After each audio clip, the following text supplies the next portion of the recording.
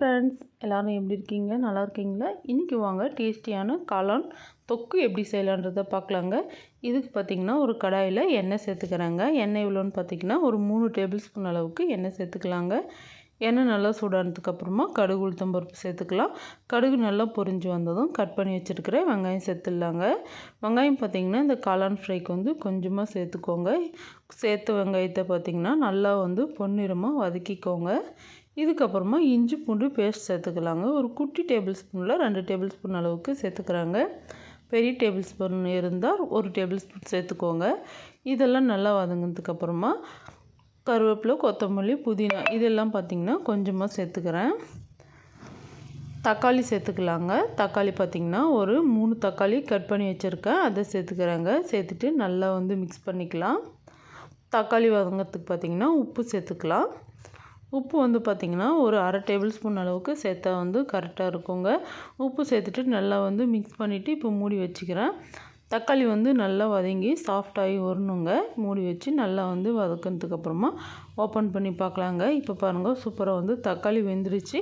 இது போல் மிக்ஸ் பண்ணி மசிச்சு விட்டோம் அப்படின்னா தக்காளி வந்து நல்லாவே சாஃப்டாக வதங்கிடும். காளான் பார்த்திங்கன்னா இது பார்த்திங்கன்னா தோட்டத்திலே வளர்ந்ததுங்க. நல்லா ஃப்ரெஷ்ஷான காளான். சீசன் இருக்கும்போது தான், இந்த சீசனில் மட்டும்தாங்க இந்த மாதிரி காளான் கிடைக்கும். இது பார்த்திங்கன்னா கடையில் வாங்கினதில்லை. இந்த காளான் நல்லா க்ளீன் பண்ணி எடுத்ததை வந்து பார்த்திங்கன்னா இந்த மசாலாவோடு போட்டு நல்லா வந்து மிக்ஸ் பண்ணிக்கலாங்க. இந்த காளான் சாப்பிட்றது பார்த்திங்கன்னா ரொம்பவே டேஸ்ட்டாக இருக்கும், ரொம்பவே ஹெல்த்தியும் கூட. இது போல் காளான் உங்கள் வீட்டு பக்கத்தில் கிடைச்சா கண்டிப்பாக வாங்கி சமைச்சி சாப்பிடுங்க.